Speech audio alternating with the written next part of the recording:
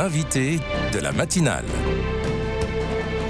KTO Radio. Les images de cordons de neige lacérant les paysages boueux de nombreuses stations de ski se sont multipliées ces dernières semaines. De cette neige artificielle dépend l'essor économique de nombreuses vallées et de personnes qui y travaillent. Mais outre cet aspect économique, entretenons-nous un bon rapport et un rapport durable avec la montagne? Patrick Gabarou est l'invité de la matinale ce matin pour nous aider à répondre à cette question. Bonjour Patrick. Bonjour Maxence. Vous êtes guide de haute montagne dans les Alpes du Nord, dans les environs de Chamonix, et vous êtes également un alpiniste chevronné à l'origine de l'ouverture de plus de 300 voies sur les grands sommets du monde. Première question, Patrick, avec la douceur printanière de ce mois de février, on parle beaucoup du manque de neige dans nos montagnes. Comment jugez-vous la situation actuelle? C'est très, comment dire? C'est très triste, particulièrement pour les stations de moyenne altitude. Quand on a la chance de pouvoir, pratiquer le ski au-dessus de 1 500 mètres, pour l'instant, ça n'est pas très important, ça n'est pas très impactant pour nous. Mais, voilà, moi je suis au cœur de la Haute-Savoie et je suis bien triste pour les stations de basse et moyenne altitude, qui culminent à, on dira, 1 500 mètres et justement, et on a des stations importantes comme les Brasses, par exemple, assez près du bassin genevois, qui sont extrêmement impactées. C'est-à-dire que pratiquement, elles n'ont pas pu travailler. Ça veut donc dire, évidemment les remontées mécaniques, mais toutes les personnes qui travaillent autour, depuis le début de l'hiver pratiquement. Et est-ce que ce manque de neige a aussi un impact environnemental? Ah oui, c'est clair que, on a, comme une sorte de précocité, des saisons. Peut-être que dans 15 jours, on va être, complètement, Oui. débordés par la neige, hein. On n'est pas non plus, voilà, et c'est très souvent le cas et ça risque d'être le cas cette année. Ceci dit, effectivement, là, il y a une douceur, on pourrait dire printanière, qui est, de longue durée là, pendant ce mois de février. Ça, c'est très préoccupant.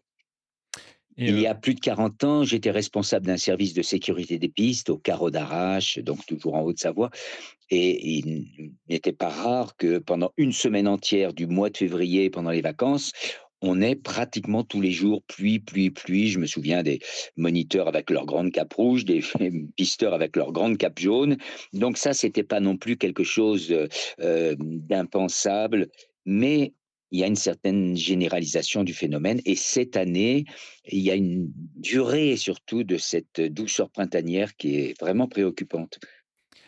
pour, l'activité, touristique, de nombreuses stations, quelle perspective le changement climatique, ouvre-t-il et cette, comme vous dites, généralisation de ce temps?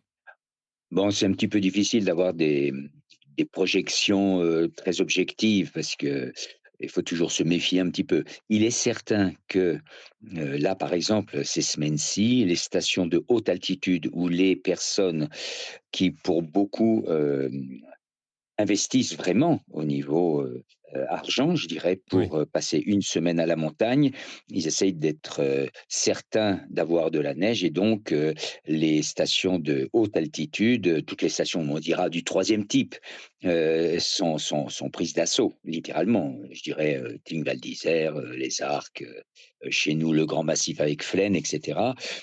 C'est effectivement, il y a presque une surpopulation à ces niveaux-là et en dessous, c'est rude Mmh. à vivre. Donc il y a l'aspect, tourisme, les touristes sont impactés par le manque de neige, mais il y a surtout, ceux qui y habitent et les saisonniers et ceux qui vivent aussi du tourisme dans ces vallées. 120 000 personnes vivent du tourisme en montagne en France. Est-ce que leurs emplois sont voués à évoluer, voire pour certains à disparaître? C'est relativement probable. Ceci dit, effectivement, la neige, c'est, ce qui attire et ça se comprend, pas simplement au niveau de la glisse, mais aussi au niveau justement de la blancheur de la neige. Et il faut quand même, savoir que dans les stations, je connais pas les chiffres exacts, enfin en tout cas à, je dirais mon époque, là où j'étais, beaucoup plus, je dirais, au cœur des stations au niveau de l'activité touristique, il y avait un très important pourcentage, beaucoup plus que la moitié, de gens qui venaient, en vacances à la montagne. Une ou 2 personnes de la famille, effectivement font du ski et un très grand nombre, elles, se promènent dans la station, vont marcher, vont consommer et cetera. Donc, on n'est pas dans une vision où il y a, 90 des gens qui font du ski et qui tout d'un coup se trouvent complètement privés de ce Mmh. qui les attire.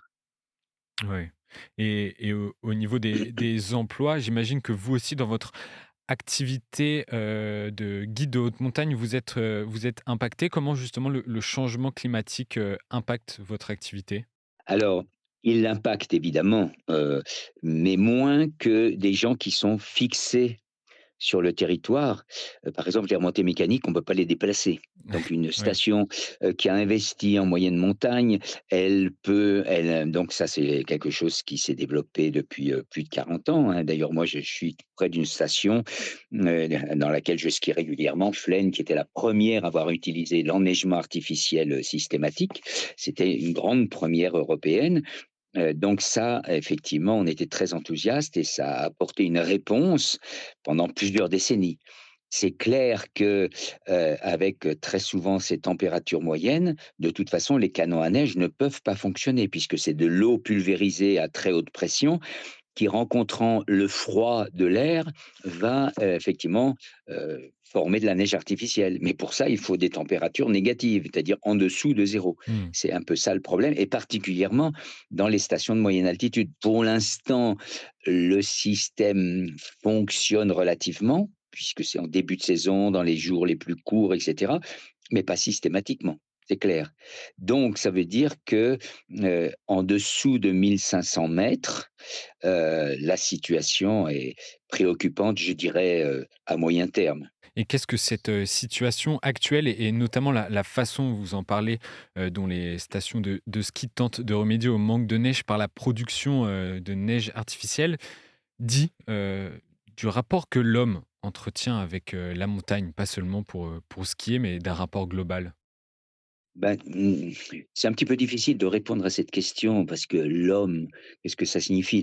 Et très souvent, on dit aux gens, nous qui sommes, constamment en tant que guide de haute montagne, je parle de notre activité, d'hiver, hors des pistes, dans des espaces, sauvages ou relativement sauvages, que ce soit, heu, les neiges, vierges, que ce soit les cascades de glace dans les vallons et cetera. On a cette chance, de pouvoir, évoluer géographiquement et en étant imaginatif, d'arriver encore à tirer relativement bien notre épingle du jeu. Heu, Ça, c'est quelque chose de particulier. Il y aura aussi, des personnes inventives qui vont développer énormément. Ça, c'est une des grosses, sources futures, je dirais, d'activité hivernale. Le VTT, le vélo tout-terrain, sous toutes ses formes, estival, mais également hivernal, avec des gros pneus qui permettent d'aller un petit peu à la fois sur la neige, sur les terrains et tout. Donc il y a une imagination, qui va quand même, plus ou moins contrebalancer, ce manque de neige. Ceci dit, la neige, c'est bien sûr le lieu de la glisse et ce sera, l'espace de consommation des stations de ski, hein, c'est ce qu'on Mmh. appelle l'or blanc. Là, vraiment, on est d'abord dans une activité économique. C'est très évident. Après, justement, dans le rapport de l'homme à la montagne, une très grande population venait pour glisser sur la neige et il faut comprendre que glisser sur la neige, c'est quelque chose d'extraordinaire. C'est une source de sensation qui est incomparable. J'en parle, par exemple, en étant également pilote de tandem ski pour les personnes handicapées, voire très lourdement handicapées, tétraplégiques. Les gens à l'intérieur, en eux-mêmes, à travers pourtant le fauteuil et les skis, ressentent cette sensation de glisse. Donc il y a quelque chose dans la neige qui est de l'ordre d'une sensation extrêmement forte et incomparable. Et puis après, il y a évidemment la beauté. Alors après, on ne peut pas trop dire par rapport aux gens qui viennent consommer du ski, s'ils sont plus ou moins, parce que ça dépend de chaque être évidemment, hem, réceptifs à la beauté, de la montagne, particulièrement, comment dire, particulièrement forte dans la beauté du monde. Nous, effectivement, guides, on est très souvent justement hors de cet espace mécanisé, socio-économique, absolument obligatoire mais c'est ce qui a permis aux montagnes de survivre avec les excès en même temps qui suivaient.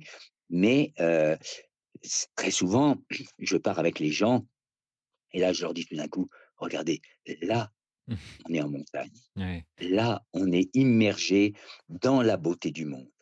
Et effectivement, c'est à ce moment-là une expérience qui est l'expérience un peu fondamentale de l'homme par rapport au monde, par rapport à la voûte céleste, par rapport aux grands espaces, par rapport à ce qui peut être reçu dans un espace d'attention réelle et donc d'admiration, voire de contemplation. Ça, très souvent, ça va être des espaces où on est loin du bruit, où on vient se ressourcer et chose très importante, moi je l'ai vécu encore hier tout simplement, on s'arrête et on dit: «Ah! Écoutez le silence, Mmh. regardez les grands espaces au loin». Tout à la fois, c'est ce qui permet de ressentir cette beauté profonde du monde et à ce moment-là, on a besoin justement du silence pour être attentif. Pour vous, la montagne est aussi, un lieu de contemplation et c'est important d'avoir ce rapport contemplatif à la montagne? Oui, tout à fait, bien sûr. Ceci dit, nous, on est des hommes de terrain, on n'est pas dans le virtuel. C'est-à-dire que je parle de mon métier de guide de haute montagne. Nous, on a déjà la sécurité comme, objectif premier, Oui, oui. constant, du matin au soir et ça, c'est extrêmement important. C'est-à-dire Ouais.